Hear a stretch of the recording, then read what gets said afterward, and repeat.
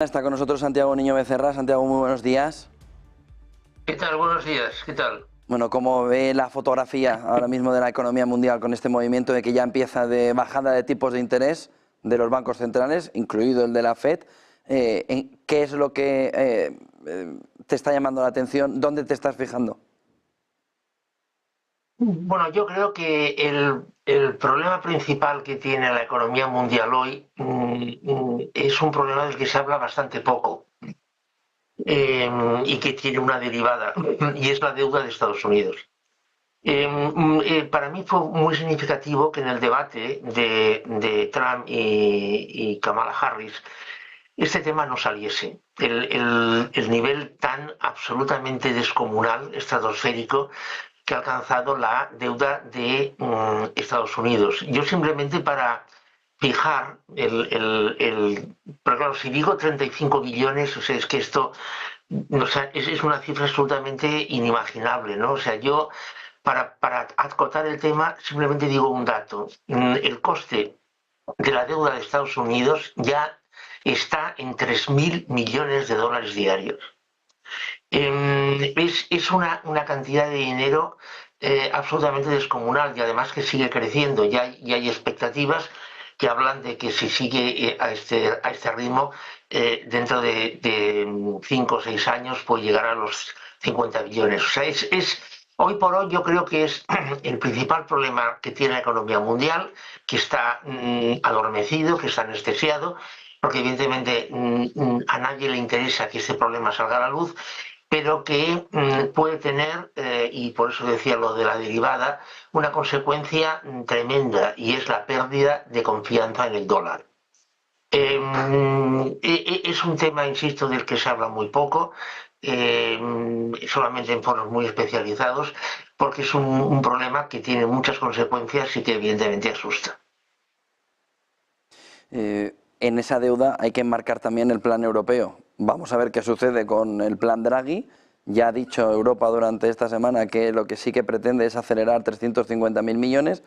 ¿Cómo le sentaría a la economía europea 800.000 millones más puestos encima de la mesa de quien no ha sabido gestionar 750.000?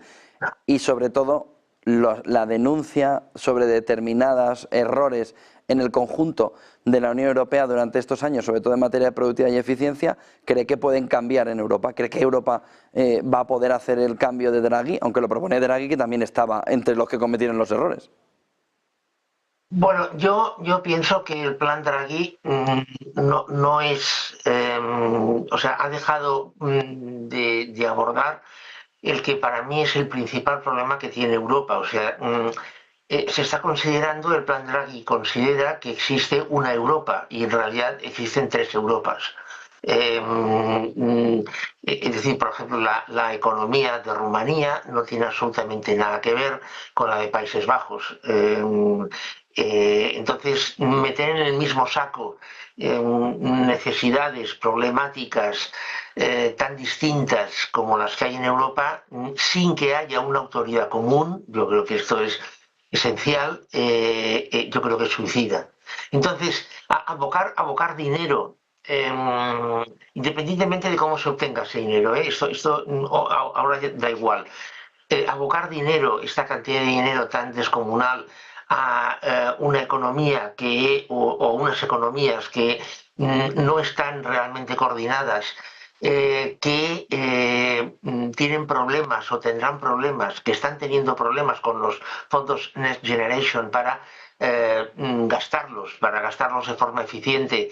Yo creo que planteado así, el plan Draghi puede causar una inflación o contribuir a una inflación que yo creo que será realmente muy perjudicial. Es decir, yo creo que el plan Draghi lo que busca es una especie de huida hacia adelante. Es decir, el dinero inyectado de la manera que se está inyectando, no me refiero solo a Europa, en Estados Unidos sería exactamente lo mismo, e incluso en China o en Japón. El dinero inyectado sin que haya un auténtico plan de retorno, Es verdad que es como si nos ponemos una pomada, ¿no? O sea, nos damos un golpe, nos ponemos una pomada de árnica, base de árnica, y esto nos calma, por descontado.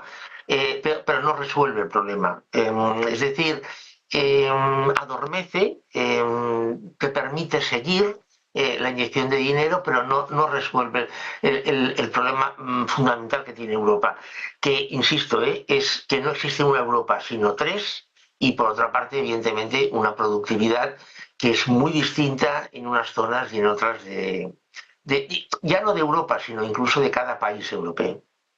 ¿No cree que además ese problema de productividad es difícil de abordar cuando tenemos ministros, ministras de trabajo que apuntan que son ministros de trabajo para que la gente trabaje menos? Es decir, es el mensaje y es ese mensaje cultural a la población de que lo que hay que hacer es trabajar menos, un problema a la hora de intentar levantar Europa. Es decir, China no está planteándose esas cosas, México, que va como un tiro, no va planteándose esas cosas, Brasil, que va como un tiro, no está planteándose esas cosas. Y nosotros sí estamos planteando que lo que queremos es vivir bien. ¿Ese mensaje cultural impide cualquier cambio? A ver, trabajar menos es perfectamente factible. Si eres más productivo. Lo que pasa es que para eso se ha de invertir. Es decir, centrándonos en España. España es un país que tiene históricamente una productividad bajísima. España es un país que tiene un modelo productivo desde hace décadas que está basado en la intensificación del factor trabajo. Actualmente España, por ejemplo, está creciendo porque está aumentando la cantidad de personas que están trabajando, independientemente de cuál sea su productividad. Esto dejémoslo al margen.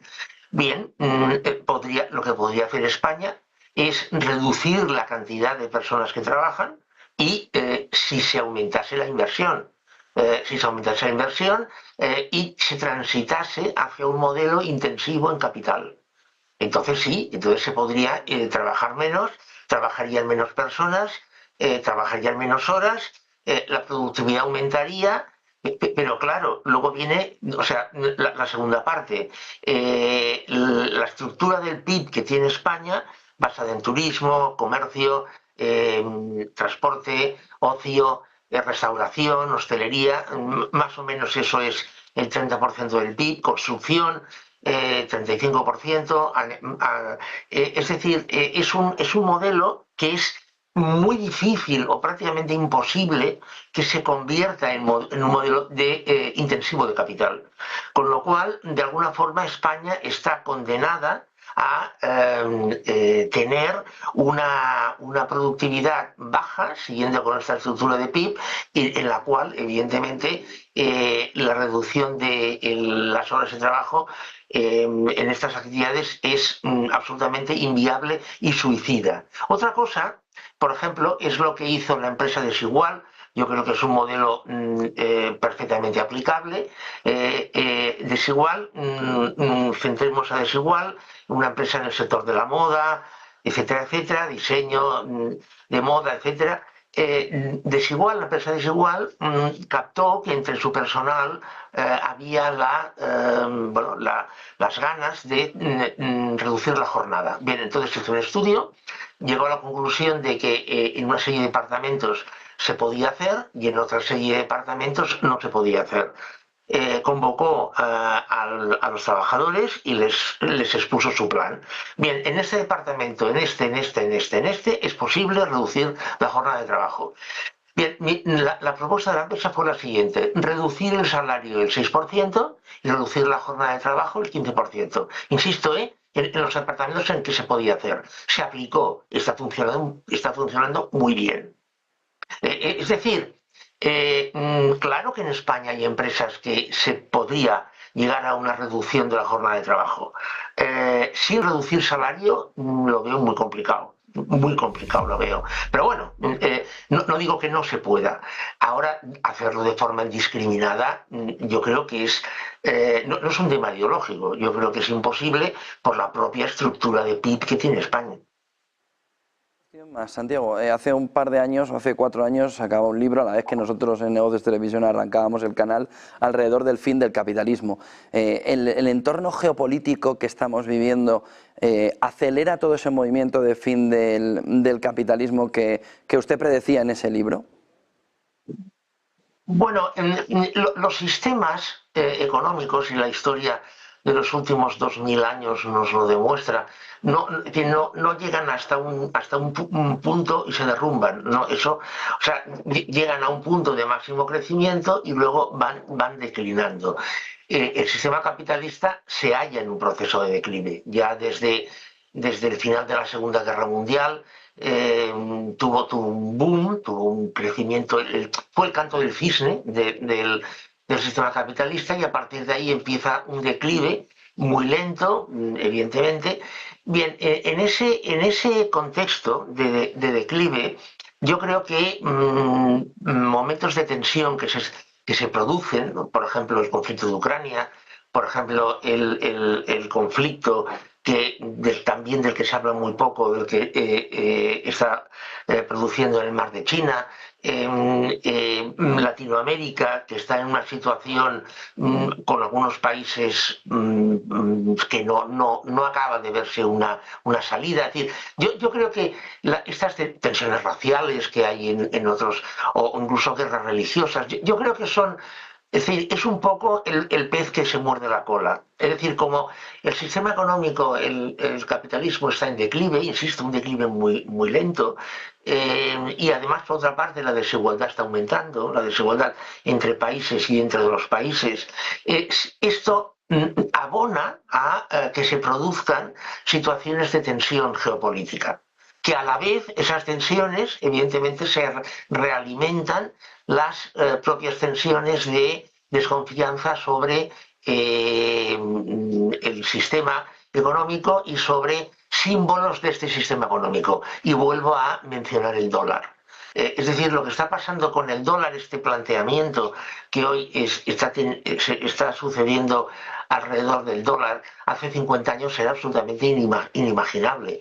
Hoy, el mero hecho de que haya una serie de países que se estén planteando eliminar el dólar de sus transacciones económicas, yo creo que esto, la verdad es que nos tiene que hacer meditar. Pues muchísimas gracias por toda esa fotografía, Santiago Niño Becerra. Buen día, buen negocio, buen fin de semana. Bien, gracias a ustedes. Hasta luego. Muchas gracias.